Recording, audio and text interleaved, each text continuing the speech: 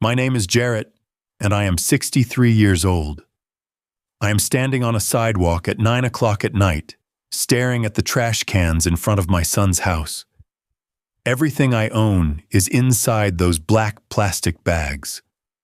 41 years of work, a lifetime of sacrifice. I sold my home to help my son buy this house.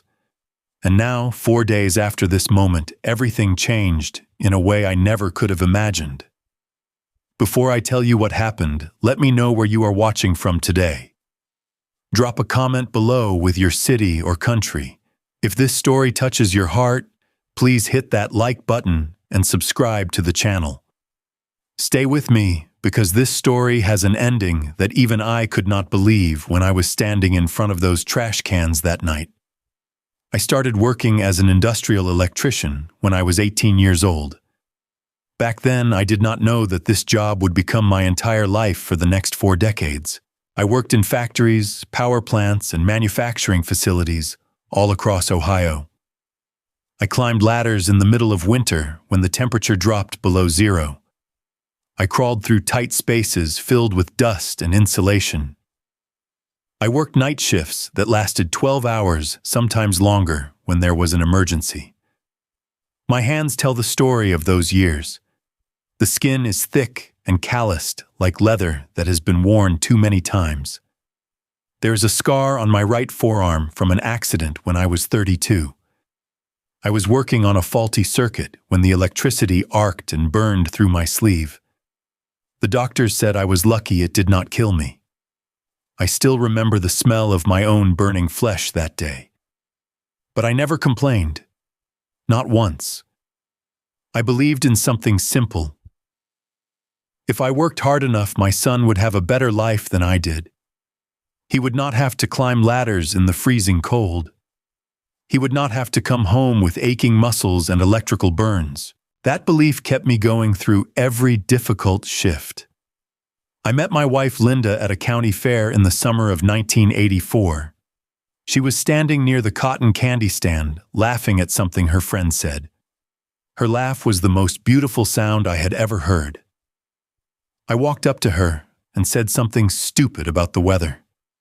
She smiled anyway. That smile changed my life forever. We dated for 2 years before I proposed. I saved 3 months of my salary to buy her a ring. It was not a big diamond, but she cried when she saw it. We got married in a small church near her parents' home. 57 people attended. I remember every face in that room. We bought a small house in the suburbs of Cleveland. It was not much. 3 bedrooms, 1 bathroom, a backyard, just big enough for a garden. But it was ours. We painted the walls together. We planted tomatoes in the spring. We sat on the porch swing every evening and talked about our dreams. Our son Derek was born when I was 27 years old. I was in the waiting room when the nurse came out and told me I had a healthy baby boy. I cried for the first time since my own father's funeral. Holding Derek in my arms, I made a silent promise. I would give this child everything I never had. Linda stayed home to take care of Derek while I worked. I picked up extra night shifts so she would not have to worry about money. Some weeks I worked 70 hours. I missed soccer games and school plays.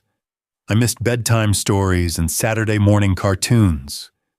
But I told myself it was worth it. I was building a future for my family. As Derek grew older, I tried to teach him the value of hard work. I took him to job sites during summer vacations. I showed him how to fix things around the house. I wanted him to understand that nothing in life comes for free. You have to earn it with your own 2 hands.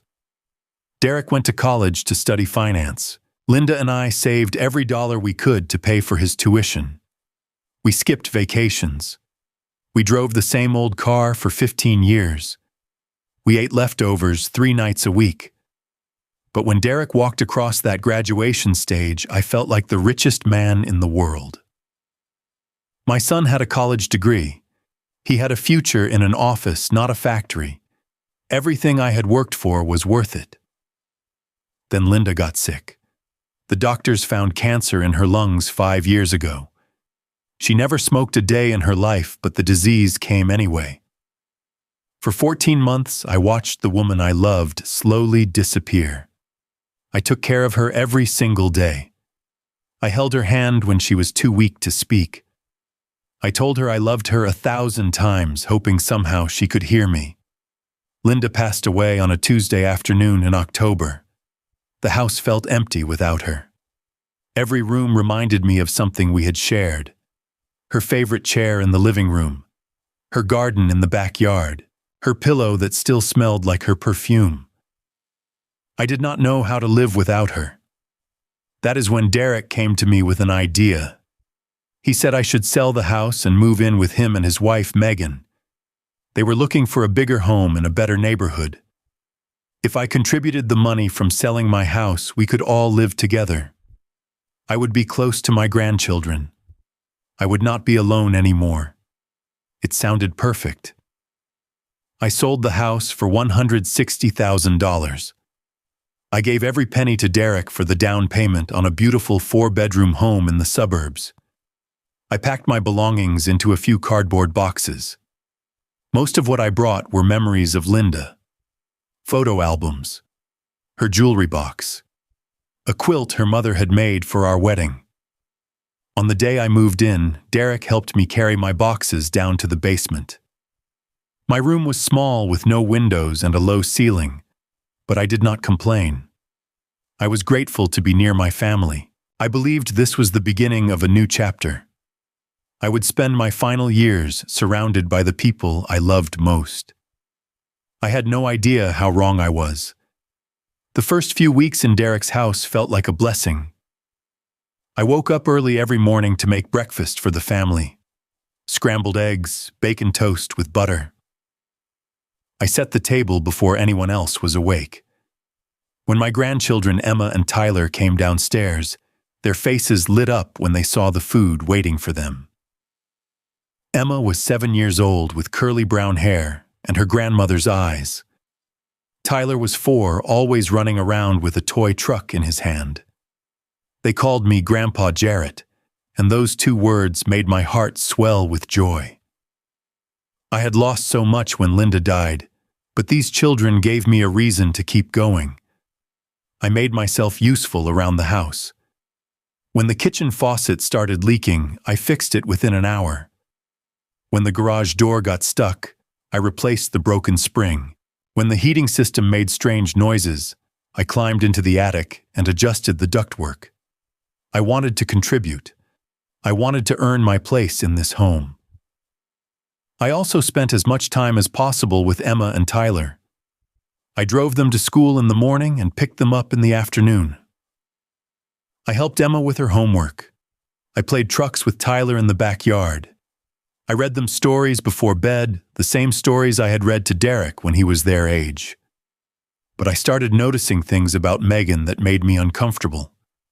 She was 34 years old with blonde hair and a smile that never quite reached her eyes. She worked as a manager at a retail store, which meant long hours and a lot of stress. I tried to be understanding. Running a household and working full-time is not easy. Still, small things bothered me. Megan never ate the breakfasts I made.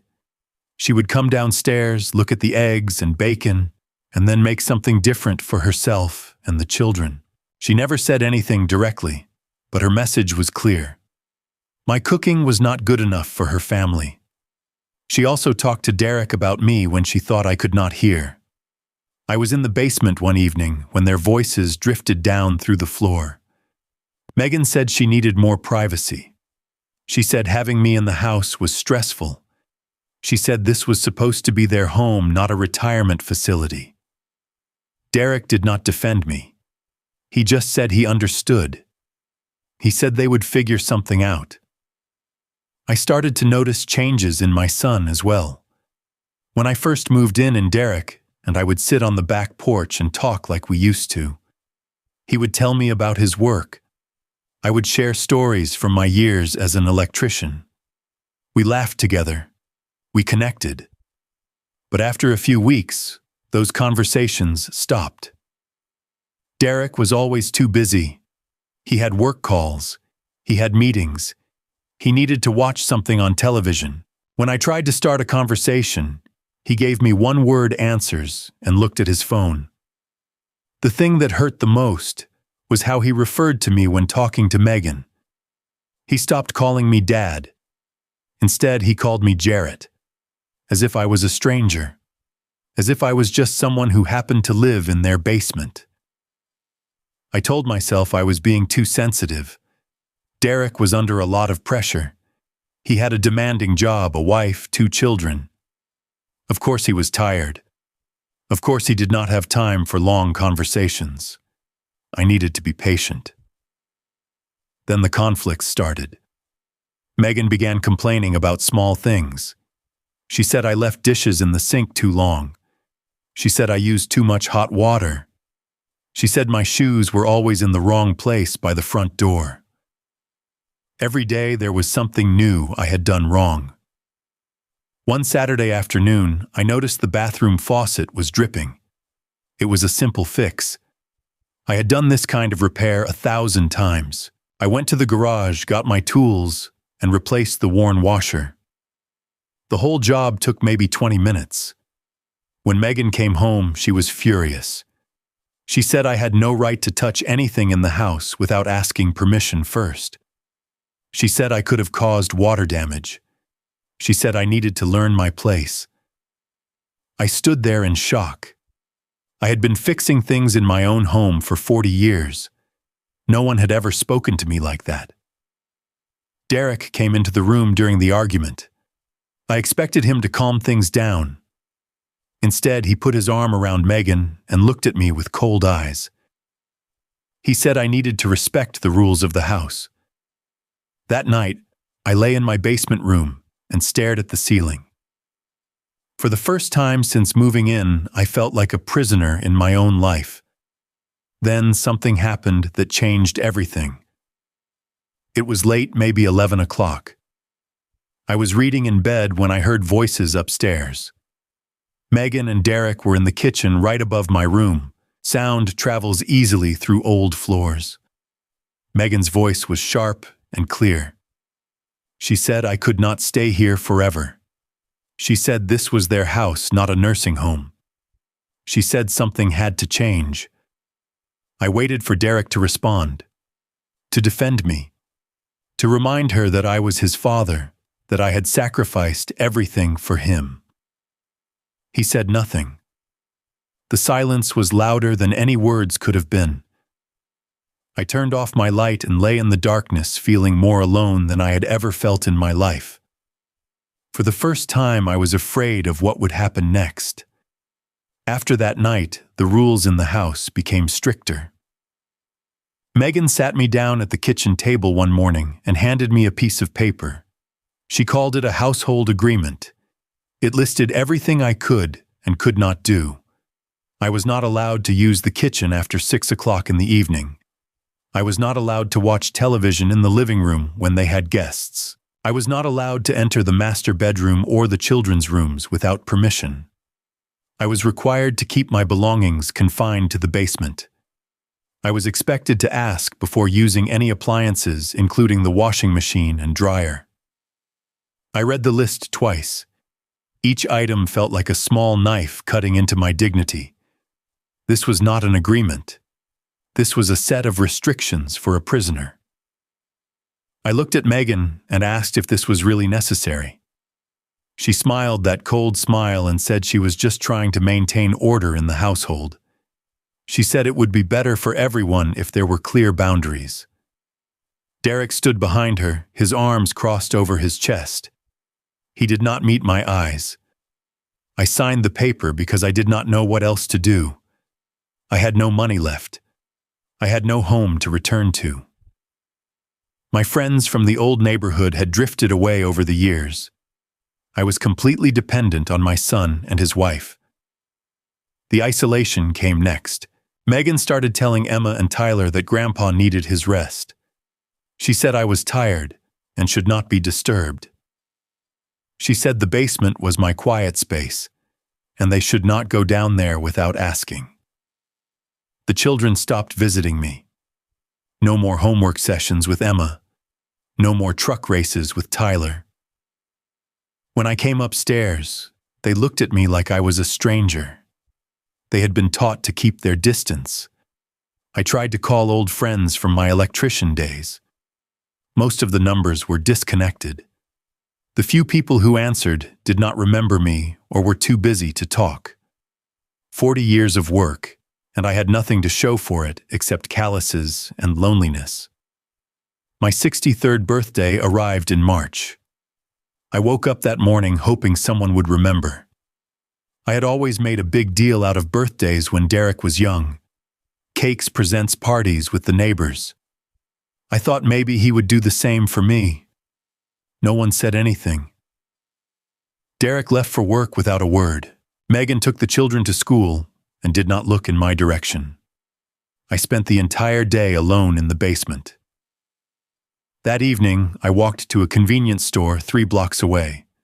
I bought myself a single cupcake with white frosting. I put a birthday candle in it, lit it with a match, and made a wish. I wished for Linda to be with me. I wished for my son to love me again. I wished for anyone to care. Then came the day Megan destroyed the one thing I had left of my wife. Linda had a favorite chair. It was an old armchair with faded blue fabric and worn wooden legs. She used to sit in that chair every evening knitting scarves and blankets while I watched television. After she died, I could not bear to give it away. It was the last piece of her I had left. I had brought the chair to Derek's house and put it in a corner of the basement. Sometimes I sat in it and closed my eyes imagining Linda was still with me. Her presence lingered in that chair like perfume that never fades. Megan came down to the basement one afternoon and pointed at the chair. She said it was ugly. She said it smelled like mildew. She said it was taking up too much space. She wanted it gone. I told her no. For the first time since moving in, I refused one of her demands. I explained that this chair belonged to my wife. I explained that it was the most important thing I owned. I begged her to let me keep it. Derek came downstairs when he heard us arguing. I thought he would understand.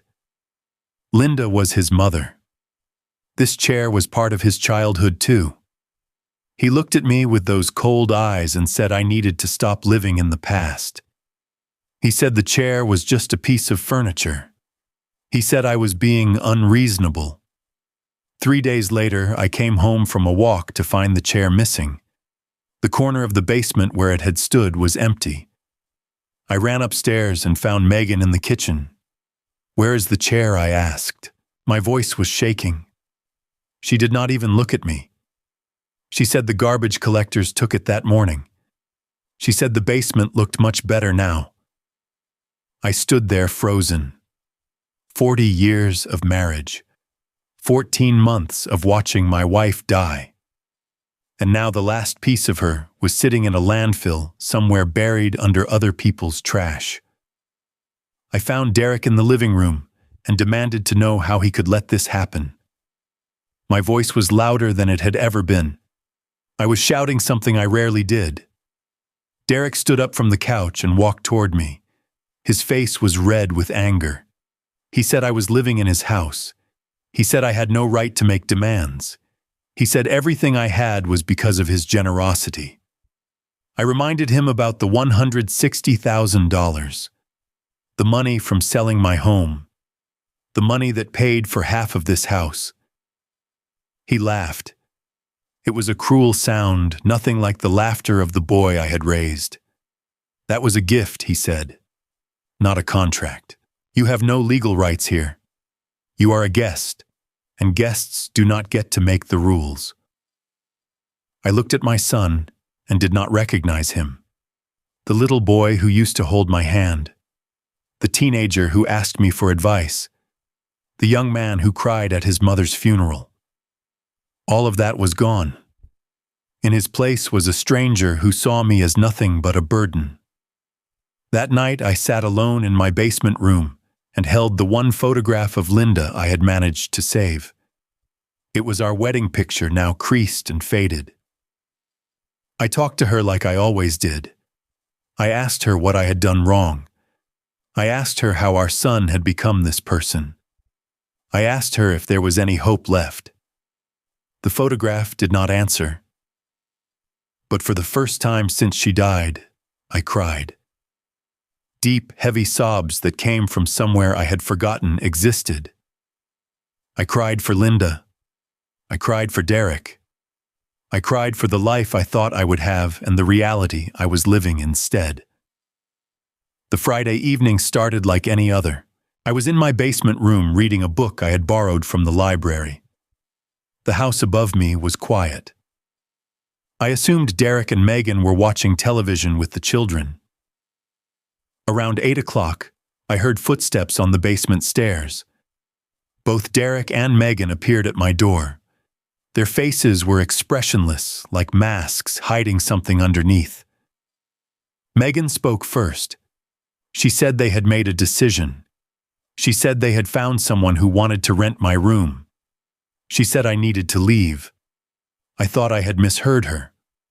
I asked her to repeat what she had said. Derek stepped forward. His voice was flat and businesslike. He said I had until 9 o'clock tomorrow night to pack my things and find somewhere else to live. He said this was not open for discussion. He said the decision was final. 25 hours. They were giving me 25 hours to dismantle my entire life and disappear. I tried to reason with them. I asked for more time. I explained that I had nowhere to go. I reminded them that I was 63 years old, that I had no savings left, that I had given them everything I had.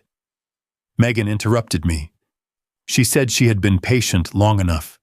She said I had overstayed my welcome. She said it was time for me to take responsibility for my own life. Derek said nothing. He just stood there with his arms crossed, watching me like I was a problem that needed to be solved. I did not sleep that night. I lay in bed staring at the ceiling, trying to figure out what to do. I had $73 in my wallet. My credit card was almost maxed out. The friends I might have called were either dead or had forgotten about me. The next morning, I started packing my things. I moved slowly, hoping that somehow this nightmare would end. Maybe Derek would come down and apologize. Maybe he would say it was all a mistake. Maybe he would remember that I was his father.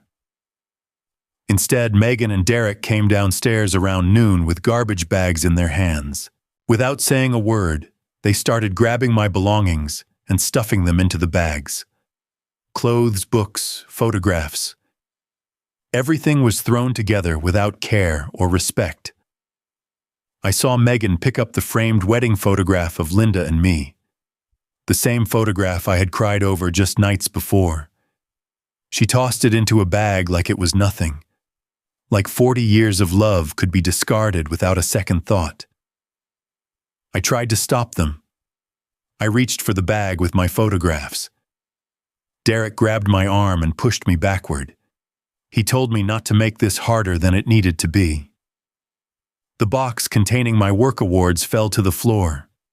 Inside was a plaque I had received for 30 years of service, a certificate naming me Employee of the Year.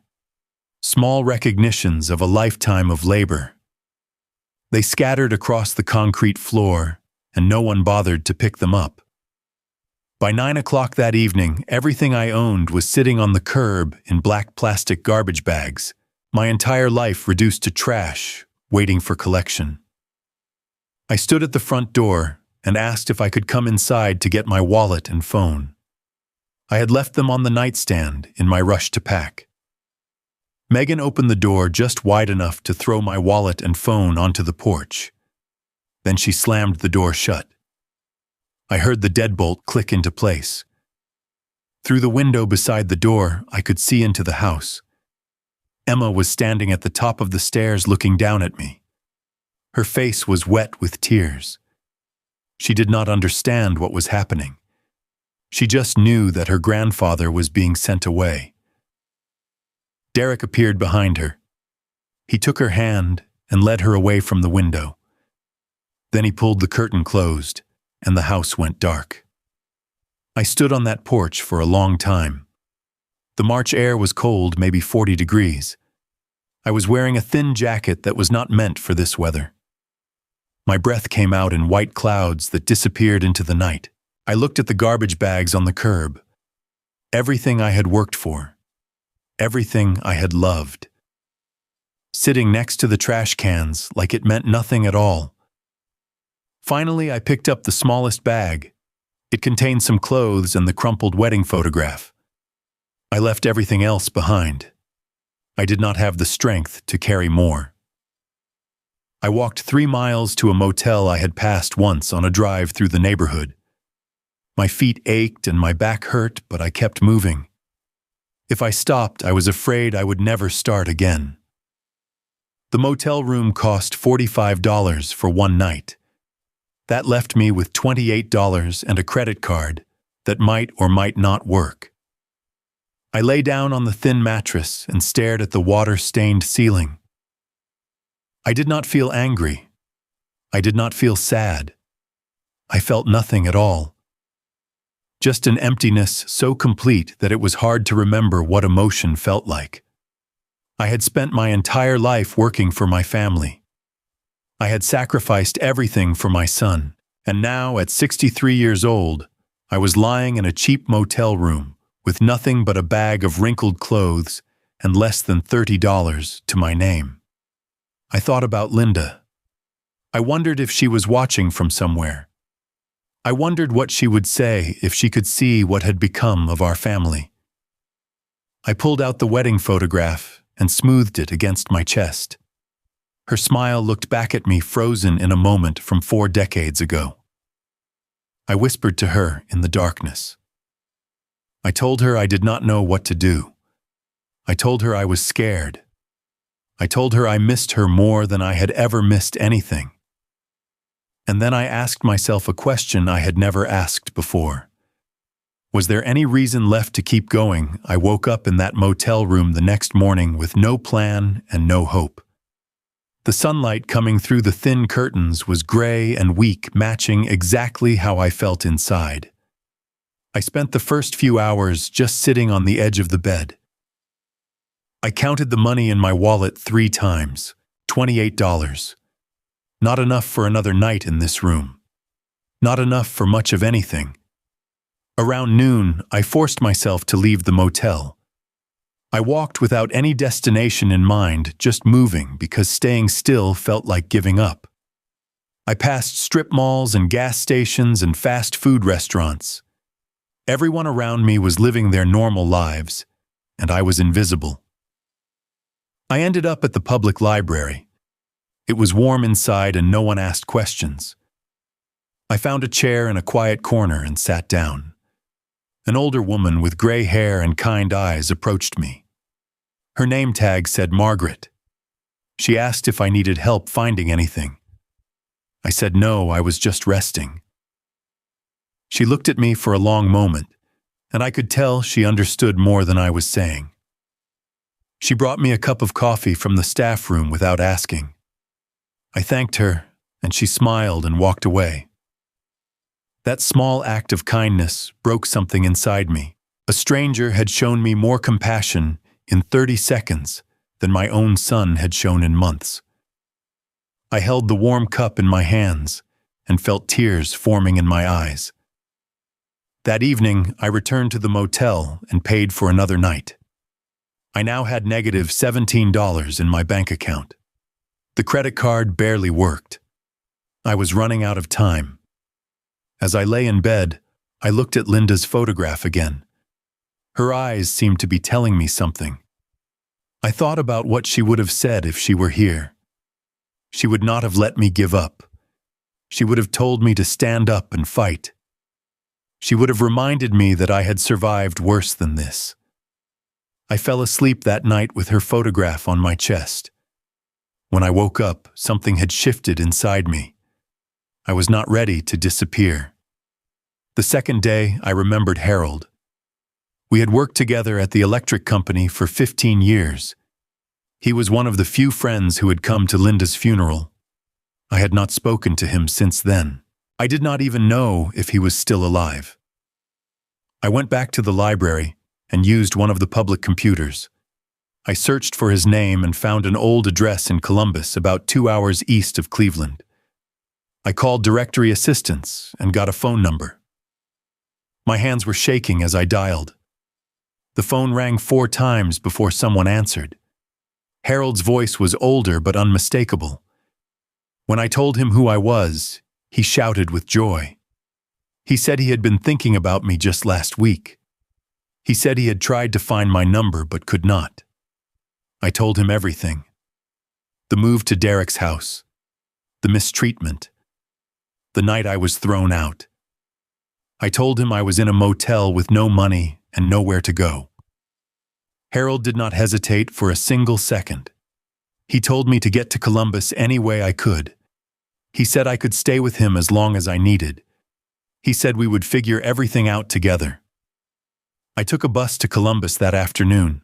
The ticket cost $12, which I put on my dying credit card.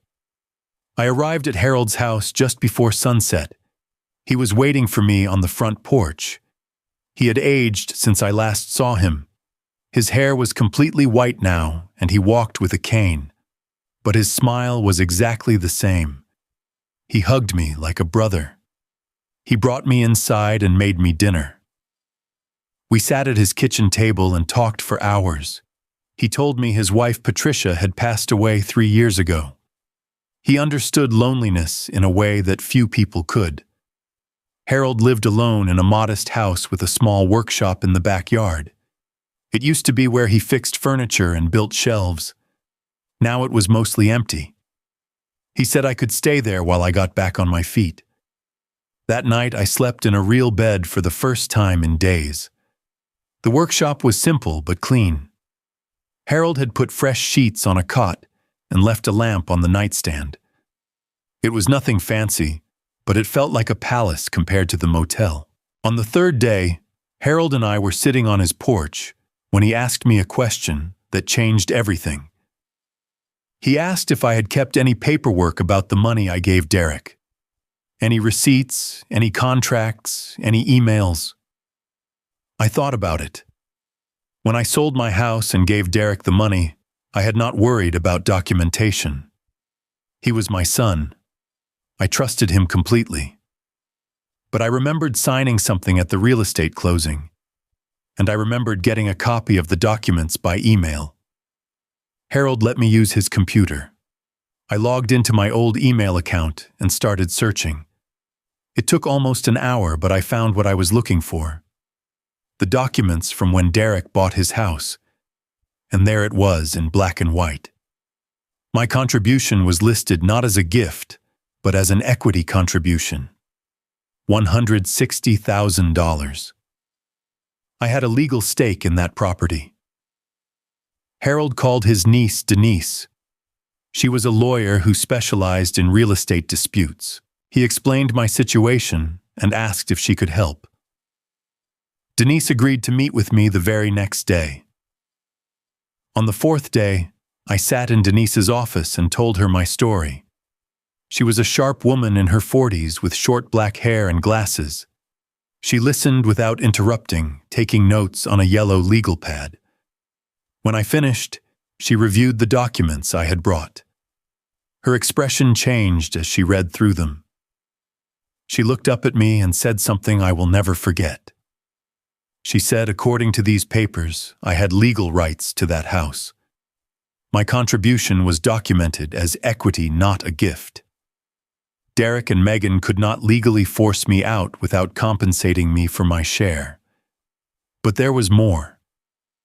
Denise explained that what they had done to me could constitute elder abuse under Ohio law, throwing out my belongings, forcing me onto the street, denying me access to a home I had helped purchase. These were serious offenses. I sat back in my chair, overwhelmed. For months I had felt powerless. I had felt like I had no options, no rights, no voice. And now this lawyer was telling me that the law was on my side. Denise asked what I wanted to do. She said I could file criminal charges. I could sue for the value of my equity. I could pursue this as aggressively as I wanted. I told her I needed to think about it. Part of me wanted justice. Part of me wanted Derek to face consequences for what he had done. But another part of me remembered the little boy I had raised, the son I had loved unconditionally, the family I did not want to destroy. Denise nodded. She said she understood, but she also said something else. She said this was not about revenge. It was about dignity. It was about standing up for myself. It was about showing my son that his actions had consequences. I signed the papers authorizing her to represent me. As I wrote my name, I felt something I had not felt in a very long time. I felt strong. Linda used to tell me that loving someone did not mean letting them hurt you. She said there was a difference between forgiveness and allowing abuse. She said sometimes the most loving thing you can do is hold someone accountable. I finally understood what she meant. I was not going to destroy my family, but I was going to demand the respect I deserved. I was going to reclaim what was mine. 4 days earlier, I had been standing on a sidewalk surrounded by garbage bags, wondering if there was any reason to keep living. Now I was sitting in a lawyer's office, ready to fight for my future. 3 days after Denise sent the legal notice, my phone rang. I did not recognize the number at first, but something told me to answer. It was Derek. His voice sounded different from the cold, dismissive tone I had grown used to. There was panic underneath his words, barely hidden. He asked what was going on. He asked why I had hired a lawyer. He demanded to know what I was trying to do to his family. I let him finish before I responded. My voice was calm and steady, nothing like the broken man who had stood on his curb just a week before. I told him that he and his wife had thrown me out of my home like a stray dog. I told him they had destroyed my belongings and left me with nothing. I told him that after everything I had sacrificed for him, he had treated me like garbage. Derek tried to explain. He said Megan had pressured him. He said he had not wanted to do it. He said he did not have a choice. I interrupted him. I told him that he always had a choice. He had chosen to stand by while his wife humiliated his father. He had chosen money over family. He had chosen comfort over loyalty. And now I told him I was making my choice. I was going to get back what belonged to me. Derek asked if we could meet. He said he wanted to talk this through before things went any further. He said lawyers would only make everything worse. I agreed to meet, but on my terms. At Denise's office, with her present. I was done having conversations where I was alone and vulnerable. The meeting happened 2 days later. Derek and Megan arrived together. Megan was wearing a dark business suit, trying to look professional and in control. Derek looked like he had not slept in days. His eyes were red and his tie was crooked. Denise sat beside me at the conference table. She had all the documents spread out in front of her. Evidence, proof, everything I needed. Megan spoke first. She accused me of trying to tear their family apart. She said I was being vindictive and cruel. She said I was ruining their lives. Denise calmly slid a document across the table. She pointed to the section that clearly identified my contribution as equity, not a gift.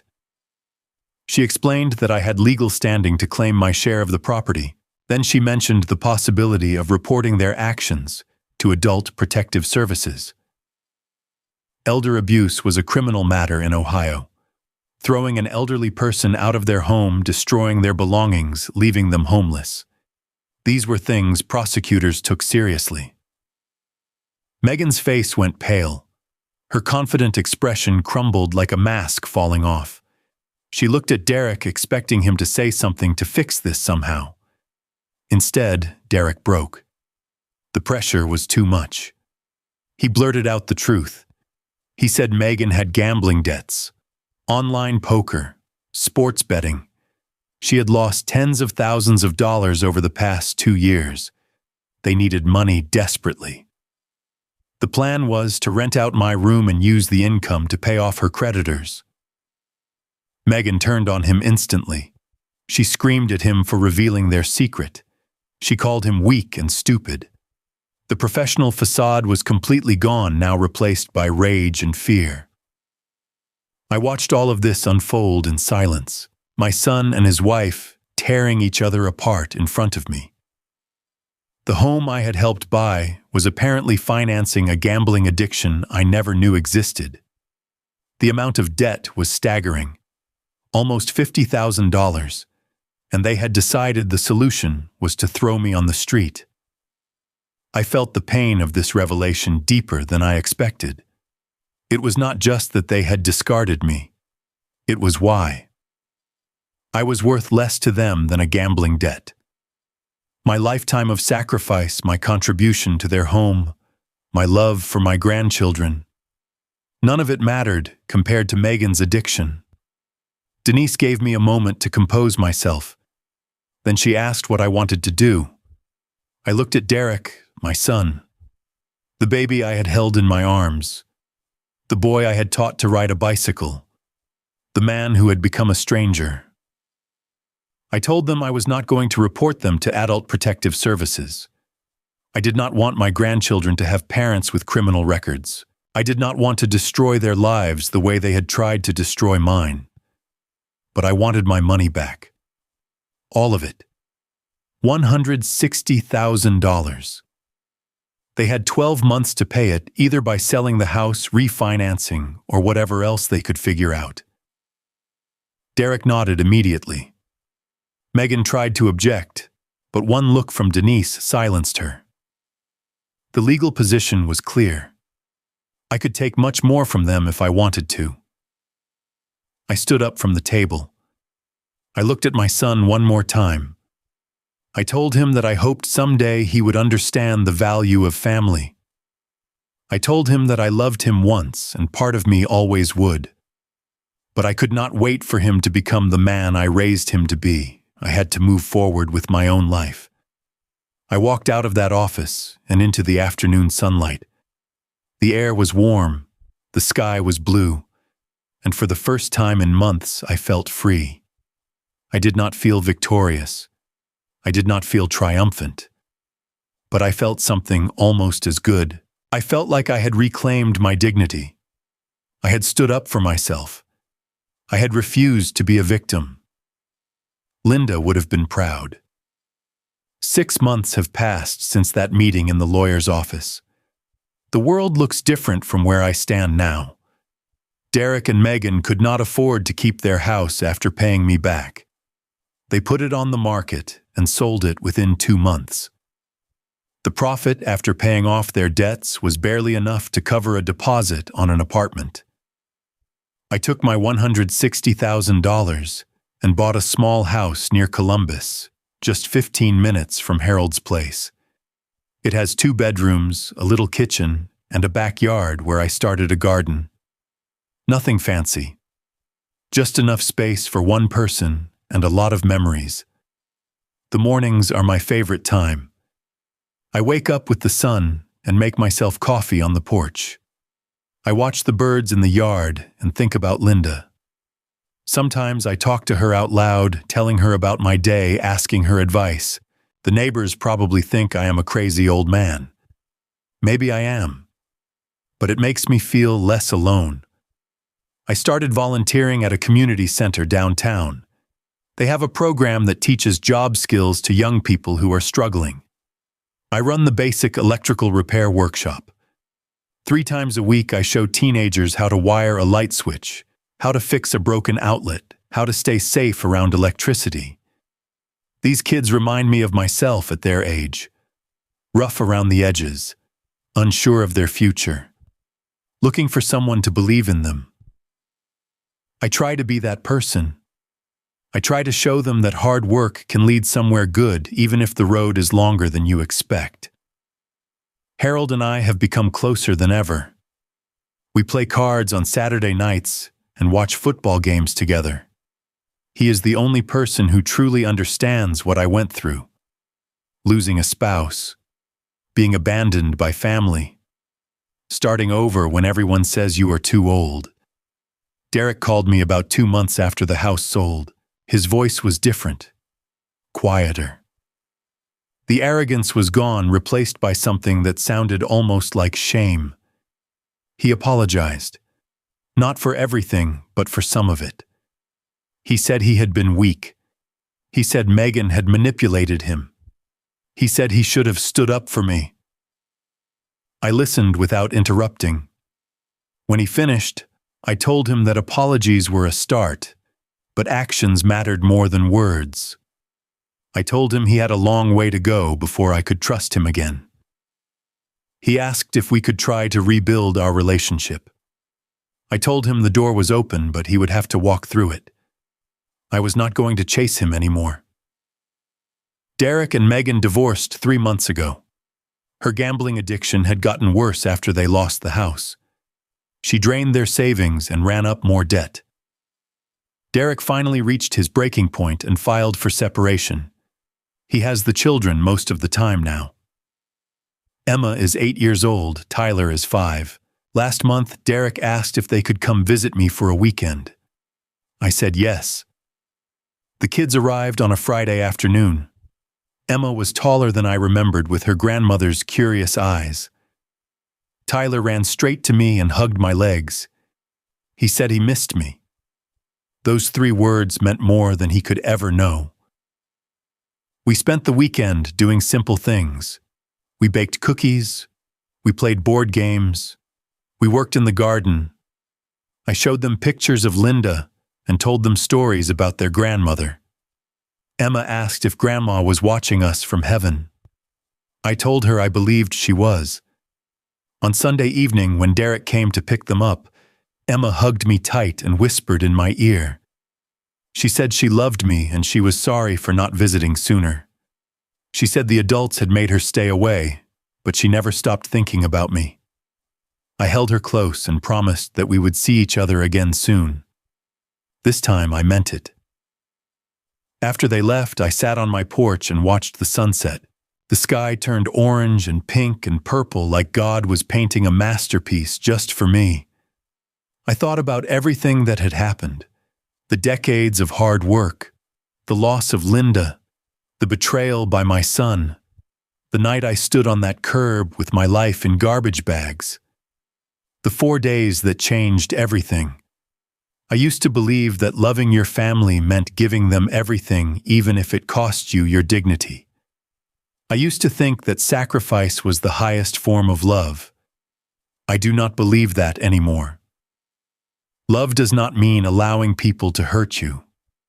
Love does not mean erasing yourself so others can be comfortable. Love does not mean accepting cruelty because the person causing it shares your blood. Real love includes boundaries. Real love includes respect. Real love means valuing yourself enough to walk away when you are being destroyed. I also learned that it is never too late to start over. At 63, I thought my life was finished. I thought I had nothing left to give or receive. But here I am, in a new house, with new friends, with a purpose that gets me out of bed every morning. Forgiveness is a complicated thing. I am not sure I have fully forgiven Derek. Maybe I never will. But I have let go of the anger. I have released the bitterness that was eating me from the inside. Not for his sake, for mine. Holding on to hatred is like drinking poison and expecting the other person to die. Linda taught me that. It took me a long time to understand it, but I finally do.